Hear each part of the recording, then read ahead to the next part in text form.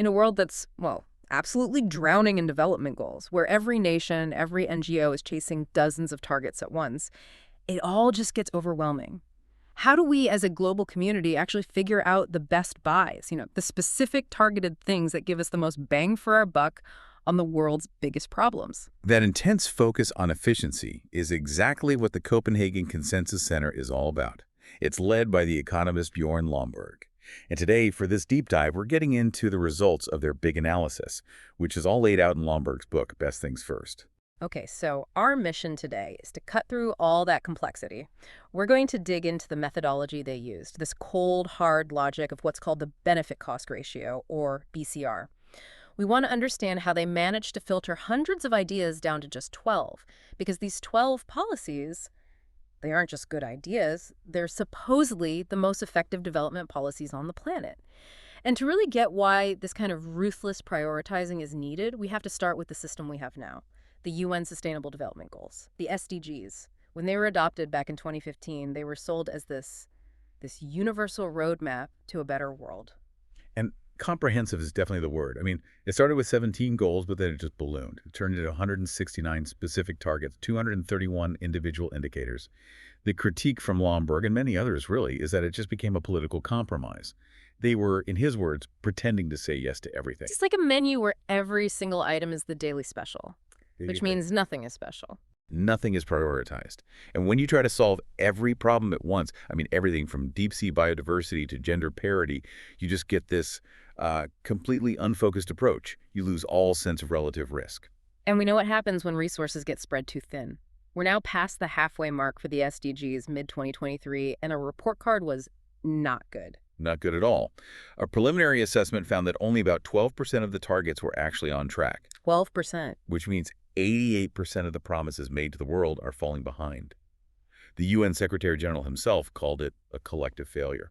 And to put a number on that failure, there's a really shocking projection in this research. It says that even if global progress continued at the best ever speed we saw between 2015 and 2019, which is a huge... A very optimistic assumption. Right. Even then, the world would only hit about 71% of the SDG index by the 2030 deadline. Which means we fall short by 36 percentage points. Oh. A huge gap. And if you follow that same path, hitting 100% of those goals would take us until nearly 2080. 50 years late. 50 years. The problem, according to this analysis, isn't a lack of effort. It's a lack of efficiency. Okay, so if the current system is failing because of a prioritization problem, what's the fix? Let's unpack this alternative.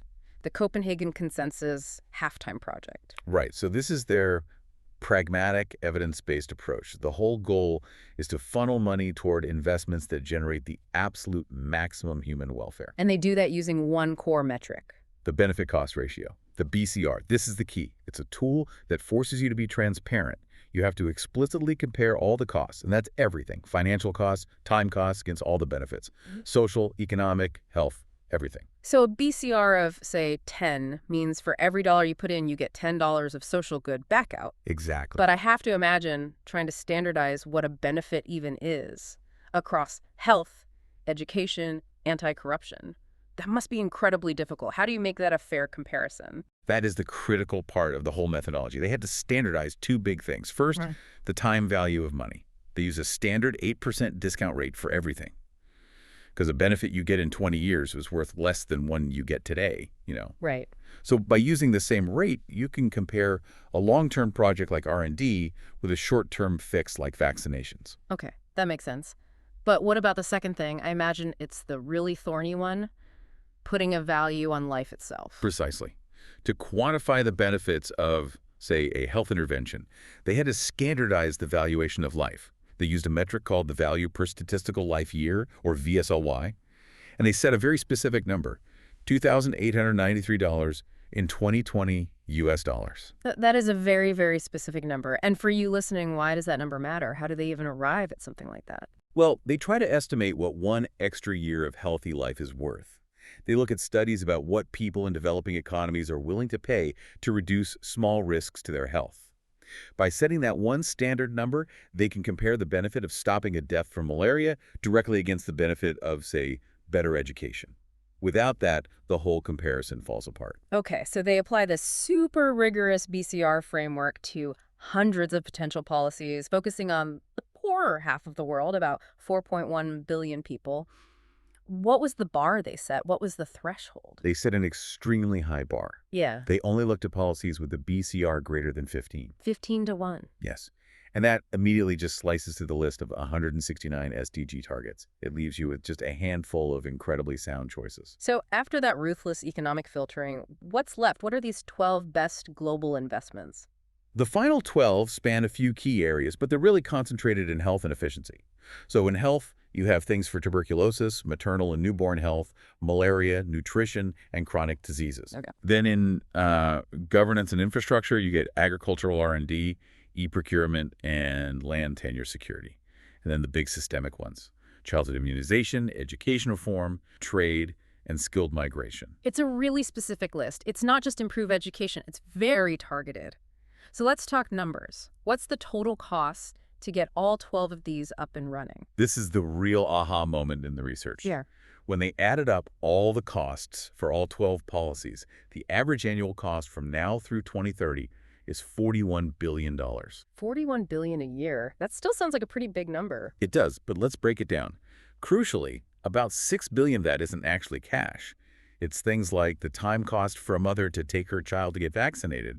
It's a real cost, but not a financial one. So the actual check you have to write. The necessary annual financial investment to fund all 12 of these policies is actually only about $35 billion. Yeah. $35 billion. To give you some perspective, that's about a third of what Americans spent on beer in a single year. It's a tiny fraction of global GDP. And for that incredibly modest investment, what's the payoff? The payoff is transformative. That investment would save an estimated 4.2 million lives every single year, Wow. mostly children and mothers. And on top of that, it would generate $1.1 trillion in economic benefits annually. The total benefit is about $2.1 trillion a year. So if you pool it all together, you spend $35 billion to get $2.1 trillion in benefits. What's the final BCR?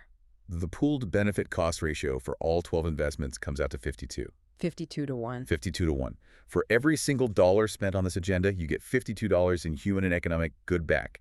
It is by far the best investment portfolio in the world. That pooled ratio of 52 is the big picture, but some of the individual policies are even more staggering. Let's dig into some of those high flyers. Where's the absolute most value? We can start with health, specifically childhood immunization. It has an incredible individual BCR of 101. 100 to 1 return. 100 to 1. And this covers scaling up a whole set of 9 vaccines, including newer ones for things like HPV and rotavirus. How is that even possible? I mean, reaching more kids with vaccines costs more money, more infrastructure. How is the return still so high? Because the benefits of prevention are just so enormous. You're avoiding lifelong disability, you're avoiding huge long-term healthcare costs, and you're avoiding the lost productivity from an entire generation. So even though reaching the last 10% of kids is more expensive, the costs you avoid are so massive that it's still an unbelievable bargain. Okay, so health is a no-brainer. But let's look at the real surprise on the list. E-procurement. This sounds like, boring government paperwork, but it had the highest single BCR of them all, 125. How does digitizing government contracts possibly generate that kind of return? E-procurement is really all about tackling corruption, which is this massive silent tax on developing economies. The policy is about implementing well-designed digital systems. And this isn't just putting forms online. It's using the system to proactively flag weird bidding patterns, sweetheart deals, outright graft. So it's not about buying better things, it's about stopping the leakage. Precisely. Yeah. The savings come from just cutting government procurement prices by an average of 6 or 7%. Just by adding transparency. For an average lower middle income country, that's over $1 billion in savings every year. And the cost to set it up is tiny in comparison. Tiny, which gives you that jaw-dropping 125 to 1 return. Okay, let's talk education. The BCR here is still amazing at 65. What's the specific intervention that gets you that kind of result? The key is a shift in focus. It's moving away from just getting kids in school to making sure they're actually learning.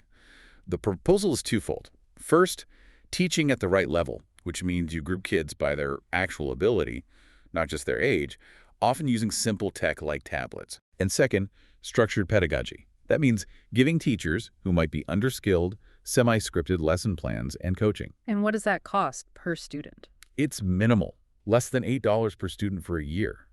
But the result is huge. It delivers learning gains that are equal to almost one extra year of normal schooling. So you're accelerating human capital. Massively. And that translates directly into higher lifetime earnings for millions of people, which is what drives that BCR of 65. All right, one last one. Trade. We hear so much political pushback against trade liberalization in wealthy countries. The global BCR is 11, which is good. But why is it a best buy for the world's poorest? This brings up a really crucial point about distribution that the analysis looks at directly. Globally, yeah, a BCR of 11 is solid, but when you break down the data, the benefits of freer trade for the poorer half of the world are astronomical. The BCR for them is 95. 95. So who's bearing the costs that drag that global number down to 11? The costs, the job losses, the pain in industries that are suddenly exposed to imports, those mostly hit high-income countries. For them, the BCR is only 7. So the political skepticism in the West is actually, well, economically understandable for them. It is for them. But the analysis makes it crystal clear that for the developing world, trade reform is one of the most powerful high-leverage policies there is, an almost hundredfold return. Now, while this data-driven approach is incredible for forcing an objective comparison, it is essential that we talk about the nuance and the critiques. We can't just assume one policy fits everywhere. That's vital, yeah. Global numbers can hide what's really happening on the ground. Exactly. The summed-up figures for disease can obscure these huge differences between nations. Take malaria. The analysis points out that in Niger in 2021, a quarter of all deaths of children under 5 were from malaria. A quarter? That's shocking. It's an unbelievable number. And you have to contrast that with 14 other African countries, though the rate that same year was basically 0. So any policy has to be smart enough to target those high-burden hotspots. I also wonder about synergy. I mean, the analysis looks at each of the 12 policies in a vacuum, right? Calculating the BCR for each one on its own. But reviewers pointed out that some of these things, like primary education, must have knock-on effects. They could boost health and governance in ways that a single BCR number just doesn't capture. That is a key limitation. If policies work together, you could get a combined impact that's way bigger than the sum of its parts. But you also have to think about the flip side. Unintended consequences. Such as? Well, the age-old issue. If you decrease mortality really fast, especially for infants, you can get a big spike in population growth. And that can create all sorts of new socioeconomic pressures if you're not prepared for it. Saving lives is the first step, not the last. So when we pull this all together, what's the core takeaway for you, the listener? It feels like a fundamental reframing of how we should think about global development. It's a shift from these sprawling, complex goals like the SDGs to a very concentrated, evidence-based focus on a few best buys. It turns development into a question of disciplined resource allocation. Absolutely. This data-driven methodology gives you a clear, actionable agenda for policymakers, for philanthropists, for anyone who wants to see real results. The fact that a $35 billion annual investment can save 4.2 million lives and create trillions in wealth, that's a powerful and, frankly, a hopeful story. And it's all grounded in cold, hard economics. The power here comes from that commitment to efficiency, driven by expert analysis. And if the world's biggest problems are best solved by these focused high BCR policies, that leaves us with a final provocative thought. The analysis suggests that tackling global issues, even ones not on this list like climate change, requires very targeted planning. So what does it mean for global governance that the most efficient path forward might require governments to commit a tiny sliver of GDP, say 0.05% for R&D and new energy tech in a kind of technocratic plan, rather than just hoping that diffuse market forces will somehow solve these huge long-term global challenges on their own?